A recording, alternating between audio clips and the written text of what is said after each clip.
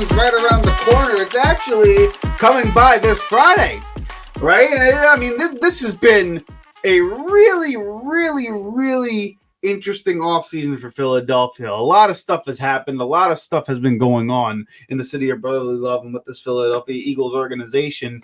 And, you know, I feel like since the offseason began and, you know, we went right into training camp basically because I don't really give a shit about OTAs, as you know.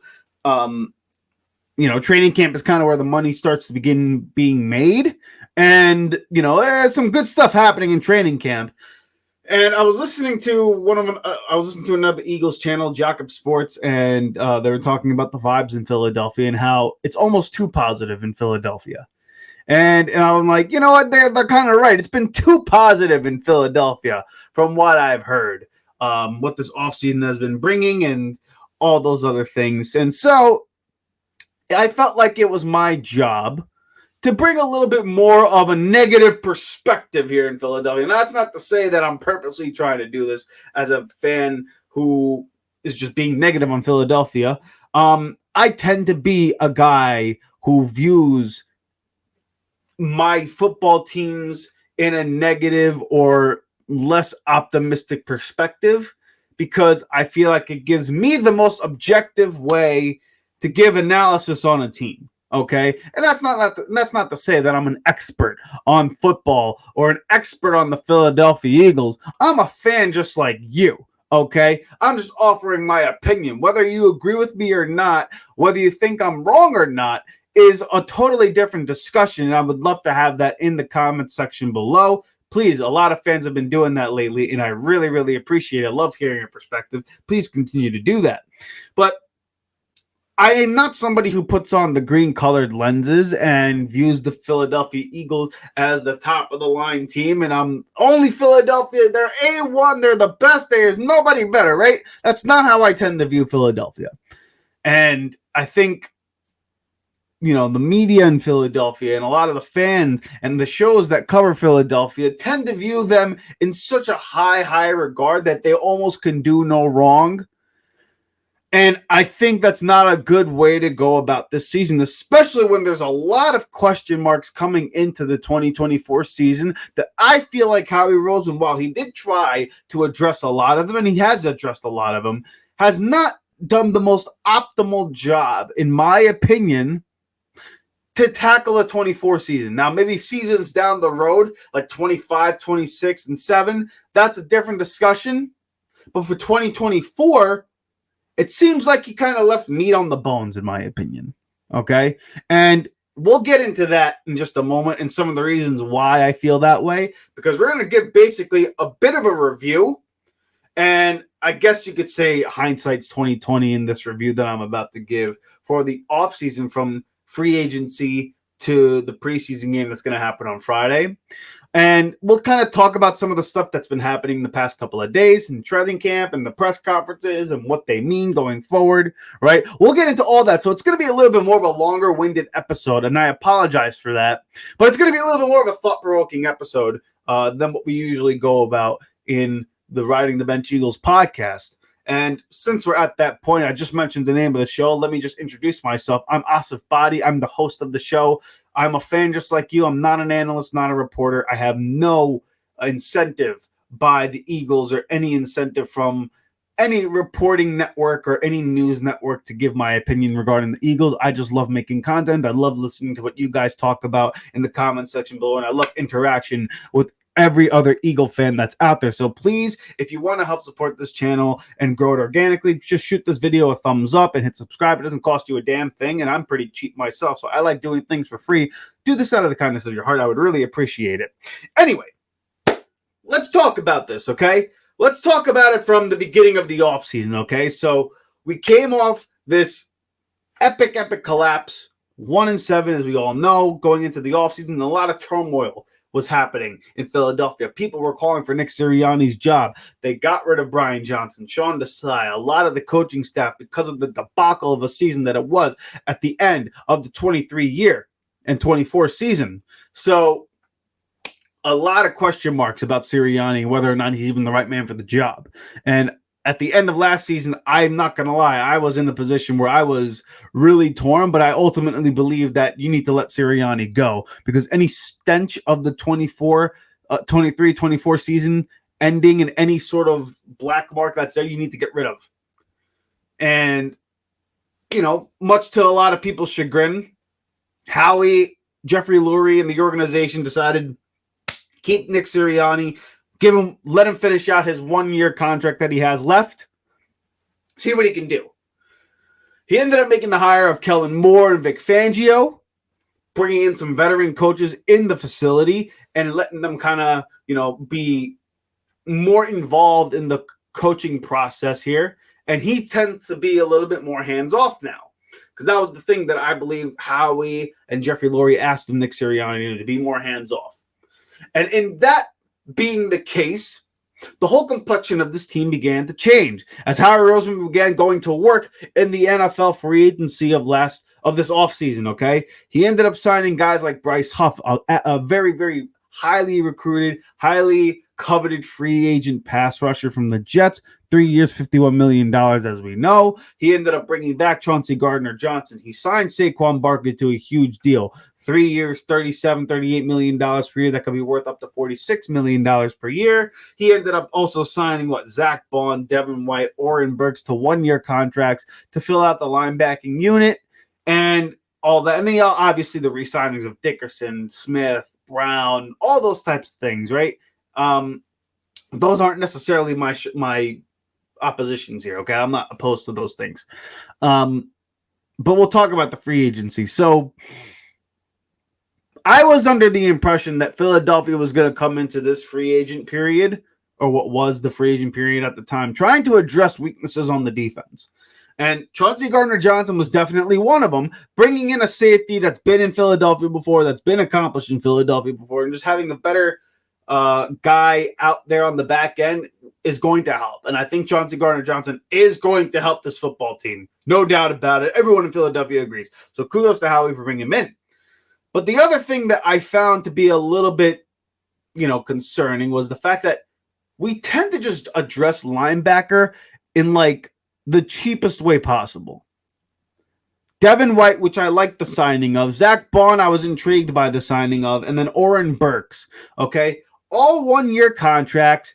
All of them total to $12.5 million on the year if they meet their incentives and they meet their playing time, etc. Right? We all know now that this linebacking unit doesn't look to be stellar. Okay?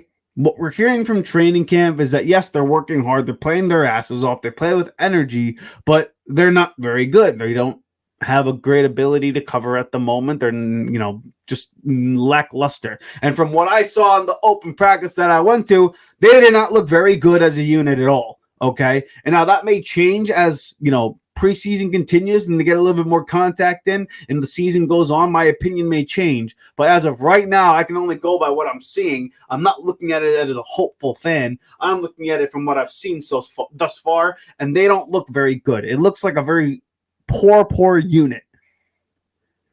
And in free agency, we had the opportunity to go after a linebacker who I felt, with his youth and with the ability that we've seen on tape with him, like a Patrick Queen, for example, which was the guy that I thought we would go after, or Andrew Van Ginkel, a Vic Fangio guy that we could have gone after. Patrick Queen in particular, though, I thought we could have gotten him and just solidify the second level of the defense, because then whoever you put with him after that is just gravy. You could have still gotten Zach Bond, Devin White, and Oren Burks and paired it with Patrick Queen, and I would have been so much more better with the unit as of right now, just because of Patrick Queen, because the guy's a stud. He ended up signing with Pittsburgh for a 3-year, $41 million deal. Virtually the same amount of money that we paid Saquon Barkley for, who, again, I will say this until the day I die, I felt like we overpaid for Saquon Barkley. Genuinely, I felt like we did. There's no need to pay a running back almost $15 million per year. especially in today's NFL, especially with the way Howie Roseman and the Eagles organization in years past have looked at the running back position. Okay? We went cheap on Miles Sanders, who came off a 1,200 yard, 12 touchdown year in our Super Bowl run. And then DeAndre Swift, we were not willing to give $8 million a year to after coming off of a 1,000-yard rushing season when he barely had just over 200 touches. Okay? And Saquon Barkley, who again is a dynamic and a better player than those two, we're paying them double the money. As opposed to just bringing back those other guys. So, again, Saquon Barkley is going to be sensational, hopefully in Philadelphia if he stays healthy. I do believe in his impact, but felt like we overpaid for him. But that's neither here nor there. Point being is Patrick Queen. We paid the same amount of money to Barkley as we did Patrick Queen. And Patrick Queen, in my opinion, would have addressed a bigger need in Philadelphia than, quite frankly, Saquon Barkley. And I understand why we brought in Barkley and for the money that we brought him in for. I get it. But I felt like we could have gotten best of both worlds here because Pittsburgh's in the same damn state as Philadelphia. Patrick Queen was willing to come to Pennsylvania. Why not pull the trigger and just get him to come to Philadelphia? To me, I thought that was a huge swing and a miss. Hell, it wasn't even a swing by Howie Roseman. It was just a miss. Because to me, based on what we've seen, he does not value linebacker. He just doesn't. He let TJ Edwards walk, a guy that you drafted. The guy was undrafted. He was undrafted in Philadelphia. You found him, developed him, got him to play great football for us in the 2022 season when we went to the Super Bowl, and then was not willing to give him, what is it, $7 million a year that he's getting in Chicago? And now maybe he wanted to go to Chicago, which is his hometown and all that stuff, and I get that. That's a whole nother discussion. But you could have thrown him $8 million and see if he would have been willing to stay. You didn't even bother offering him a contract. Kaiser White goes to Arizona with John Gannon. You didn't offer him a contract. You made very little attempts to address the linebacking unit, because you have this faith in the Kobe Dean, and you drafted Jeremiah Trotter Jr. And for all I know, Jeremiah Trotter may develop into a good player, but I know right now Kobe Dean can't cover anybody. Plays the run well, blitzes well, that's great and all, but in today's NFL, you need to be able to cover. And don't take my word for it. Take Vic Fangio's word for it. If you heard his press conference just a couple of days ago, he talked about the linebacker position and what it warrants for the NFL players to be able to do now versus what it was 10 years ago. Talking about how there used to be fullbacks in the backfield with the running back and the quarterback, and now that fullback has become a second tight end. It's become another wide receiver. It's become a second halfback who can catch the ball out of the backfield. And because of those things, it changes the spacing game for the offense. And if that spacing game is advantageous for the offense, the only way to counteract that is to be able to offset the spacing with linebacker coverage ability. So linebackers nowadays have to be able to cover. They don't need to necessarily be super stout against the run. They need to be able to cover. They need to be able to get in space, make open tackles. That's their priority.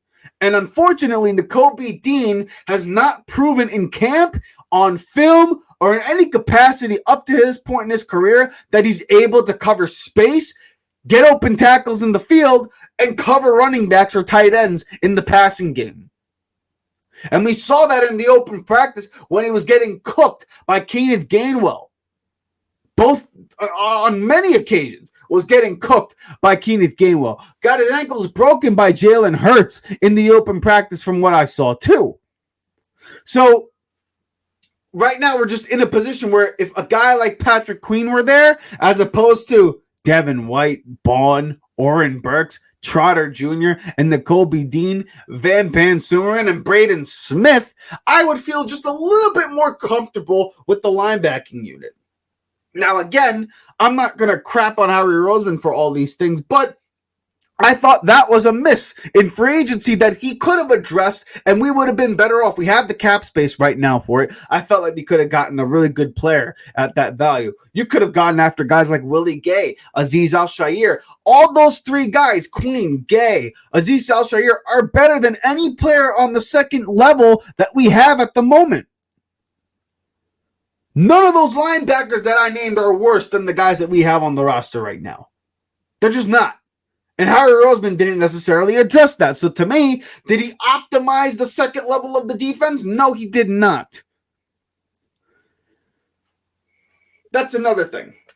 Forget the linebackers for a second. Let's talk about other things that I felt left on the table.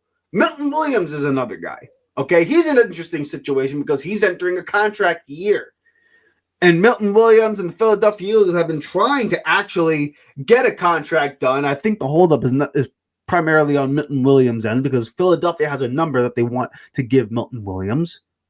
But Milton Williams is saying, I'm going to bet on myself. I know I'm going to have to play a lot of football, and I'm going to get the bag this offseason. Now, for me, if I'm Philadelphia and I'm sitting here, I just lost Fletcher Cox. I traded Hassan Reddick. And I'm in a position where we saw last season Jalen Carter, Jordan Davis, their play tailored off at the end of the season due to fatigue and the excess amount of snaps. And plus you have Josh Sweat on a 1-year deal. To me, I would feel like if I'm going to pay somebody on my defense that I know can play, like Milton Williams, give him a contract that's well-deserving of his play. If he's going to be a key piece to this unit, which he's going to be because Milton Williams can play and Vic Fangio liked him enough so much that when he was in Miami, he tried to convince the GM to go ahead and trade for him last season, right? So we're in a position now where Milton Williams is playing for contract year. We're probably going to have to overpay him if we decide to keep him. And I know Philadelphia wants to. But you know what? Why not just give him a decent contract now? Not play low ball with Milton Williams. Just give him the money that he deserves. Because quite frankly, until Jordan Davis and Jalen Carter prove that they can play elite football for the course of 17 weeks, you have to assume that halfway through the season or by week 10, their play is going to tailor off. And last season with Fletcher Cox, Jalen Carter, Jordan Davis, Milton Williams, we had the rotation of defensive linemen who could play, and we still saw a tailor off of negative play as the season went on. That's from fatigue. That's from youthfulness, whatever you want to call it. That's not changing. And now, like I said, Milton Williams is playing for a big contract this season. So he knows he's going to get a lot more numbers. He's going to play a lot more. And quite frankly, until Jordan Davis, like I said, proves that he can play up to 17 games of great football, same with Jalen Carter, you have to assume that they're only going to give you, 10 to 12 weeks of just really, really great play. If that. So, if let's just assume you say, okay, I'm not willing to pay Milton Williams this kind of money, which Howie Roseman and his organization seems to not being willing to do, then why not trade Milton Williams for some draft capital? Because Howie Roseman does like to accumulate draft picks to be able to manipulate the draft the way he wants to. Why not trade Milton Williams, a starting caliber football player in the NFL, get draft compensation for it, and maybe use that to parlay it into another player who can help your football team? Because there's a lot of teams in the NFL here that are willing to take on a guy like Milton Williams and pay him a contract that maybe Philadelphia is not willing to do so. And there's a lot of players right now in the NFL who are on teams who aren't necessarily in a win-now mode like Philadelphia is, who could be quality pieces to help this football team out right now. You could have traded Milton Williams to Miami for a couple of draft picks and used those draft picks to go after guys like Khalil Mack, like a Joey Bosa, like a Josh Uche, like a Max Crosby, for all I care. All those teams are in a position where they're not going to be able to win now. Look at the quarterback situation in New England and Las Vegas right now. Max Crosby and Josh Uche are both entering. Josh Uche, I know, is entering a final year of his contract. And then Max Crosby is in a position where he's going to want the bag. And the Las Vegas Raiders don't have enough capital to be able to do that. So they're probably going to have to begin a fire sale because they're not going to be very good. And all respect to Gardner Minshew as a quarterback, but I'll be damned if he's going to be able to do anything in the AFC West with that unit. And so you're looking at it and you're like, what other players are in positions that want more money that can be impact players? Like I said, Uche, a guy in New England, you could trade for him. New England needs draft capital. They need players who they need to go after in the draft, some youthfulness on the team to be able to cultivate a culture there, because they just let go of Bill Belichick. Gerard Mayo's there. They got a new quarterback now. They're turning a new leaf. And they need some quality players. You could have traded him there. You could trade him to Cincinnati for a guy like Trey Hendrickson, who I love me some Milton Williams. Trey Hendrickson's a better ball player than Milton Williams. You could have traded it for him, given him a contract that is worthy of what Milton Williams is probably looking for at the moment.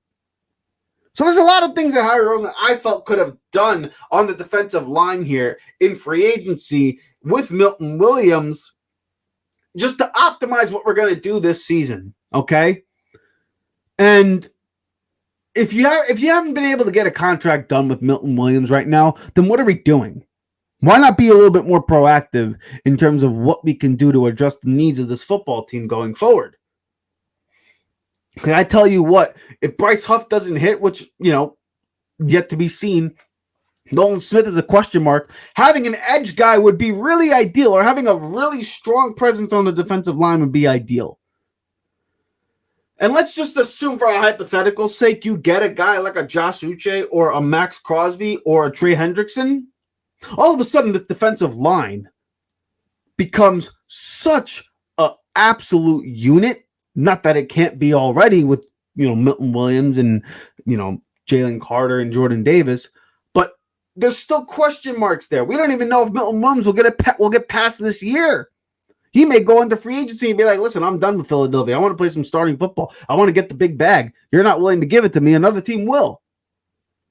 And it'd be a damn shame if we were not able to at least get some compensation from Milton Williams if we decide not to sign him to the money he wants. And then the other thing that I, am looking at with this situation here is the NFL draft. We took so many defensive backs, and we have so many defensive backs on this team right now. We don't even know who's going to play. We have Bradbury, we have a Maddox, we have Reed Blankenship, Sidney Brown, Chauncey Gardner-Johnson, we have Darius Slay, Keely Ringo, Isaiah Rodgers we signed, and we drafted Quinyon Mitchell, Cooper DeJean, and have some undrafted free agents like Stephon Stevens. And not to mention Tyler Hall and all that stuff, right? Eli Ricks. All these guys are on the roster. We don't know who's going to play, and there's only so many spots.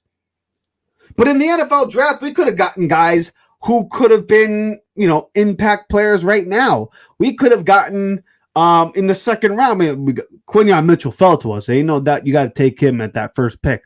Quinyon Mitchell's a stud, okay? But in the second round, we traded up to get Cooper DeJean. To me, you could have traded up to get a guy like Adrian Cooper. You could have traded up a little bit in the draft to get potentially another safety like Javon Bullard. You could have gotten another linebacker like Peyton Wilson. Guys who could contribute on the second level right now, because on the back end, there's plenty of talent there. Even if you took off Cooper DeJean, which we haven't had Cooper DeJean the past couple of weeks due to injury, there's still so many guys out there. Keely Ringo, Mitchell, Rodgers, Slay, Ricks, Stevens, Hall. Guys who are capable of at least being depth pieces at worst and starting caliber players at best. And now you got to throw Cooper DeJean in the mix. Where is he going to fit? It's not like he's already so behind in terms of the mental reps and the preparation that it takes to just be ready in training camp because of injury. It's not like we're going to see him play until a few weeks into the season anyway now. So, again, I'm not upset we have Cooper DeJean. I'm not upset that Howie Roseman did the things the way he did this offseason, because for the most part, he usually hits. And I think he's a really talented GM, the second best in football. But, it's just some of the things that he did this offseason I thought were a little bit of a question mark, in my opinion. And again, there's really not much we could change about it now, but I thought it was worthy of a discussion to talk about it because there's a lot of things we're looking at into the 24 season, and we're still having questions that are not answered. Is the defense still going to be the unit that it was last season? You can't tell me that the talent on the unit is any better or worse than it was last season. Maybe on the back end it is, because now you got Chauncey Gardner-Johnson, you have Mitchell, and you have DeJean back there with Ringo with another year under his belt. Sure, but the first and second level, you can't convince me that the talent and the front seven is better than it was last season. Hassan Reddick, as much as I felt like it was a good idea to trade him, as of right now is a better commodity than Bryce Huff. At least we know he's a starting caliber player and can play a starting amount of snaps. Bryce Huff, as talented as he is, and we hope that he's going to develop into a starting caliber player, right now is a situational player. Vic Fangio says it too. The New York Jets used him last year as a situational player. We don't know if he's able to tolerate the snap count that is going to be required of him. Josh Sweat is coming off a year where he had to play a career high in snaps. Does he have enough juice in the tank to be able to play a full season once again? He almost played, he played like 800 plus snaps or something like that? Nolan Smith, a question mark. Now, I believe in his ability, and I believe in his burst and his athleticism, but Vic Fangio says right now, we got to wait and see with him. He's got speed, athleticism, but you got to see it on the field. And then in the linebacking unit, like I said, Devin White, Zach Bond, Oren Burks. Again, those guys are bringing energy and stuff. And I know Oren Burks is hurt at the moment, but Devin White and Zach Bond are bringing energy and they're bringing toughness and all that stuff, which is great. That's what you want. But we have to see them play. And again, we're just in a really weird spot, in my opinion, in terms of the defensive side of the ball. And there's things that I thought Howie Roseman could have done in the offseason that could have addressed a lot of these things. And then the last thing to me that I thought Howie Roseman kind of left in the air that's not optimizing the 24 season is the situation with the coaching staff, okay?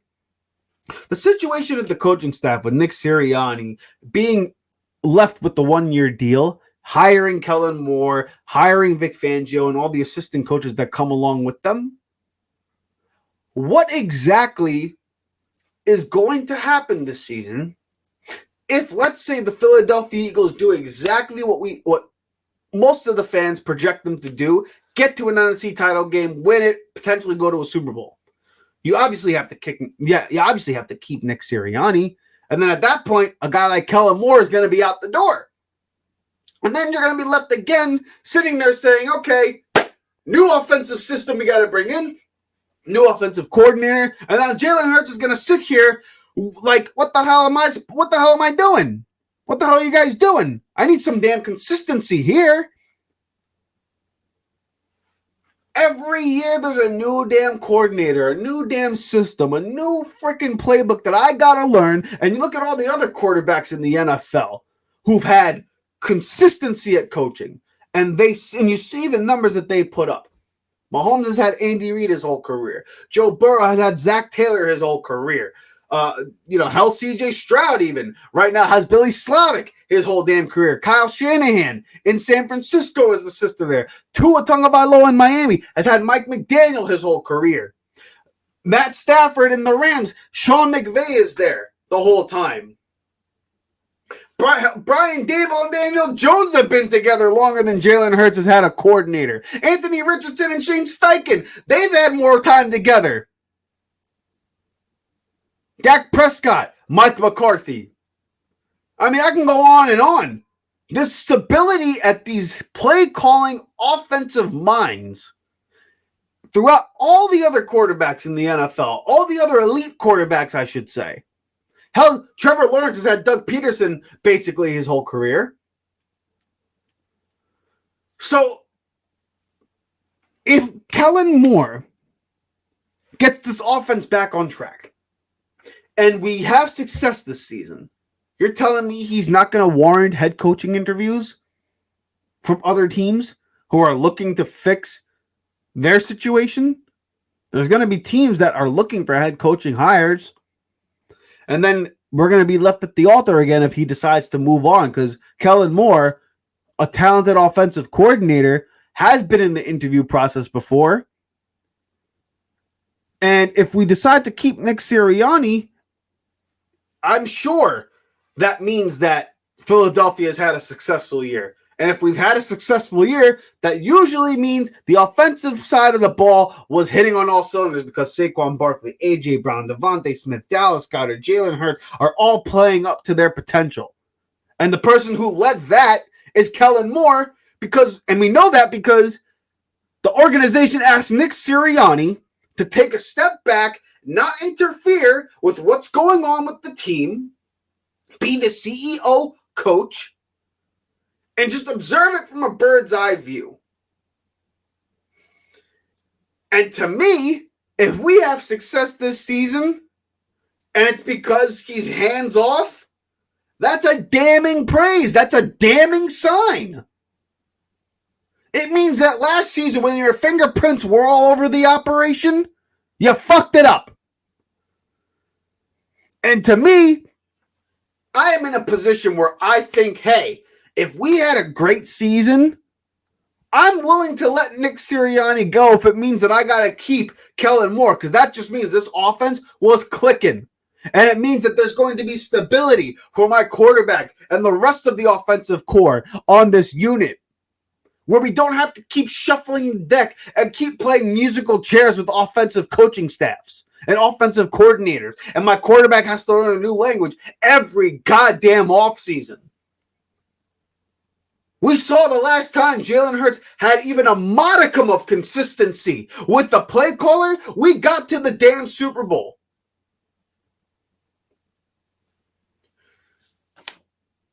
What is it going to take for Nick Sirianni to keep his job? What's it going to take if, let's say, we have that ultra level of success?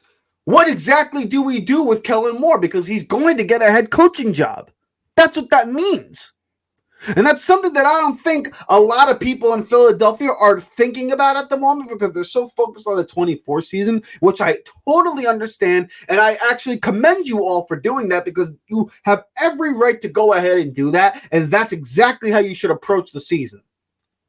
Because if we cash in this year, who gives a crap about next year? I get you. But I'm also of the belief that we're not necessarily a Super Bowl contender just yet.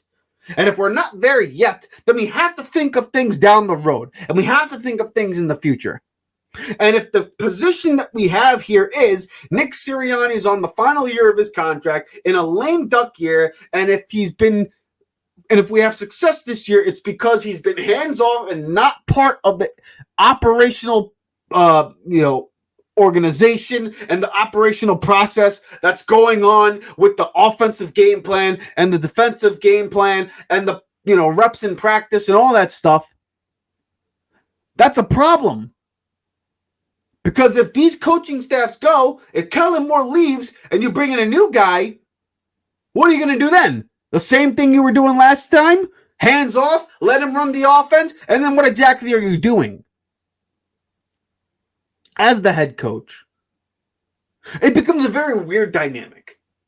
And to me, I want consistency with my coaching staff. I want my quarterback to have consistency for the first time in his career for longer than a year and a half.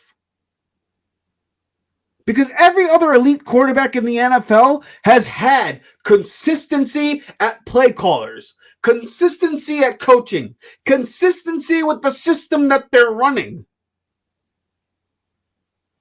Jalen Hurts has not had that opportunity.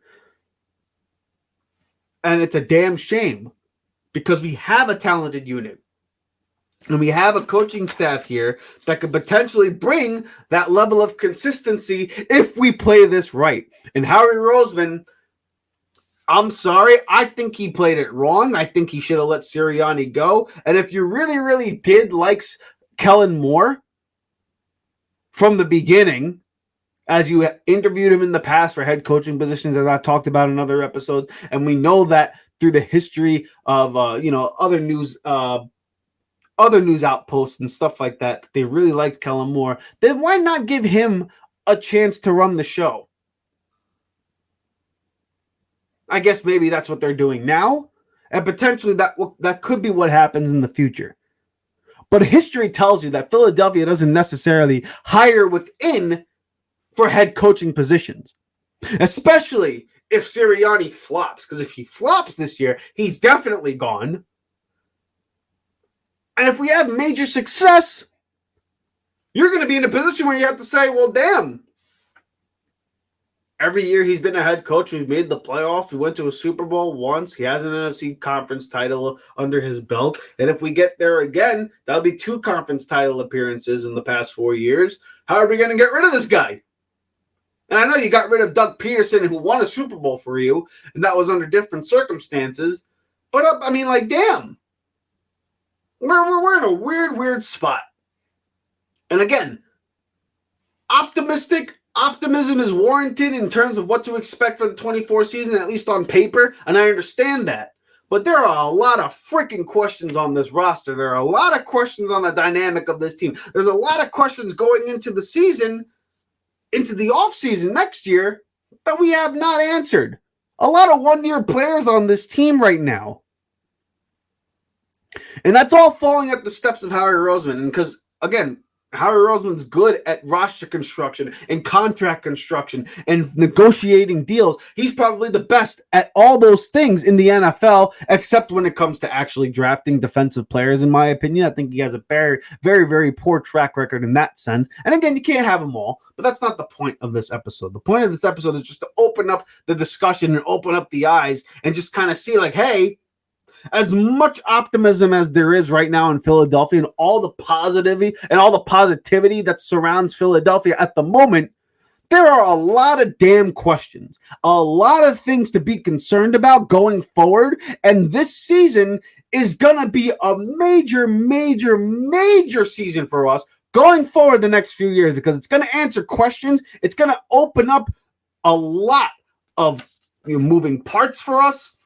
And quite frankly, the way we go about this season and this offseason going forward now will dictate success for us in the NFC for the next 5 to 6 years.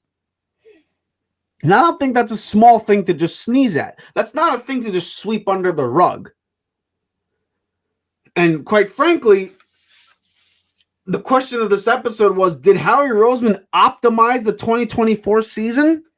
Did he do everything he possibly could to make sure this is a year that we can win it all? Is this the year that he has done every single possible thing that he could do to make sure that this 2024, 2025 NFL Philadelphia Eagles season results in the utmost success?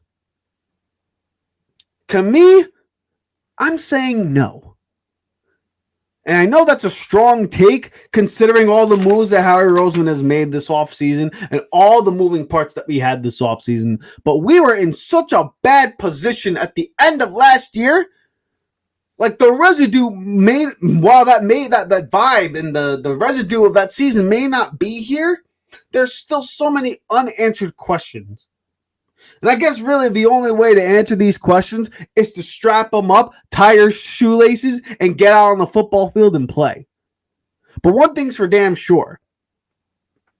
This season going forward, with Sirianni, Kellen Moore, Jalen Hurts, and all the acquisitions on the defensive side of the ball, with the linebacker unit, with Milton Williams, with all these things happening on the backside of things, this is going to dictate the next 5 to 6 years of the Philadelphia Eagles. Let's not sneeze at it. Hey. Thank you so much for watching the Riding the Bench Eagles podcast.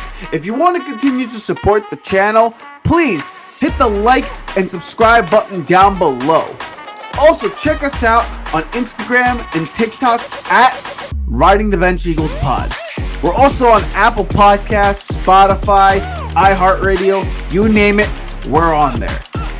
Thank you so much for listening, and please join us next time here at the Riding the Bench Eagles Podcast.